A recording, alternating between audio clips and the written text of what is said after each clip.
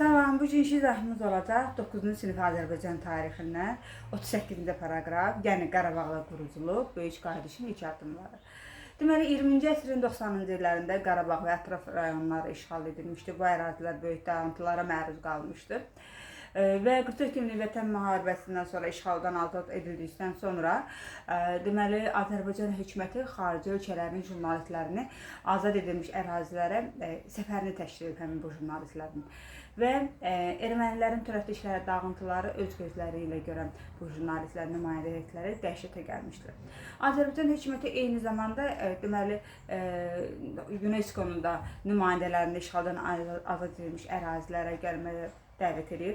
Amma onlar bu ərazilərə gəlməkdən, mədəniyyət abidələrinə vurulan zərəri hesablamaqdan imtina etmişlər. Elə buna görə də bilirik ki, 2004-2022-ci illərdə Mehriban Əliyeva, Azərbaycan Respublikasının birinci vitse-prezidenti Mehriban Əliyeva UNESCO-nun xoşməramlı səfiri olmuşdur. Və o da yəni UNESCO-nun bu hərəkətindən sonra vəzifəsinin icrasını dayandırdığını elan etmişdir. Sonra Azərbaycan Respublikasının prezidenti İlham Əliyevin fərmanı ilə 2021-ci ilin yanvarında Qarabağ Göstəriş Fondu yaradılır. Baxın, bunun xronologiyasını yadda saxlamaq elə çətin olmayacaq. Yəni işğaldan təxminən azad edilməsi dekabr ayına qədər gəlir çıxır, Laçın dekabrın 1-i. Dekabra qədər gəlir çıxır, ondan sonra da ilk ay yanvardır. Yanvarda artıq Qarabağ Göstəriş Fondu yaradılır ki, məsələn, indi qarşıda deyəcək ki, hansı ki, nələr yaradılır da, dirçəlişdə, proqramlar qəbul olunur. Onlar sonradan olur. Birinci dirçəliş fondu yaradılır, sonra digər şeylər olur. Deməli,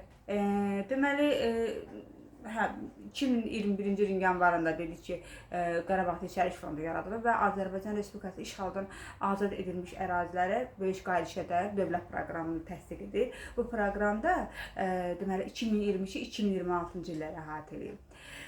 Sonra 2021-ci ilin fevralında, yəni yanvardan sonra fevralda Güləbird su elektrik stansiyasının açılışı olur və burada da prezidentin özü şəxsən iştirak edir. Və burada da ilk infrastruktur layihəsi idi bu. Sonra 2021-ci ilin noyabrında Zəfər yolu istifadəyə verilir. Sonra Füzulidə beynəlxalq hava limanı, Füzuli ümumiyyətlə Qarabağın hava qapısı adlandırılır. Qarabağın hava qapısı Füzuli. Birinci Füzulidə, ardınca isə Zəngilanda beynəlxalq hava limanları istifadəyə verilir. Bu hava limanlarının açılışında da elə həm prezident İlham Əliyev, həm də Türkiyə Respublikasının prezidenti Ərdoğan da iştirak etmişdir.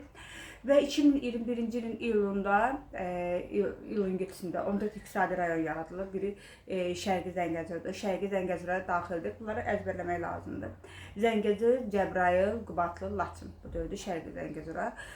Deməli, Qarabağ iqtisadi rayonlar Xankəndi, Şuşa şəhərləri, 2 şəhərdir. Xankəndi, Şuşa şəhərləri, Ağcabədidə, Ağdam, Bərdə, Tərtər, bir də Xıynan olanlar, Xocalı, Xocavənd rayonları daxildir. İzahımız bu qədər. Sağ olun.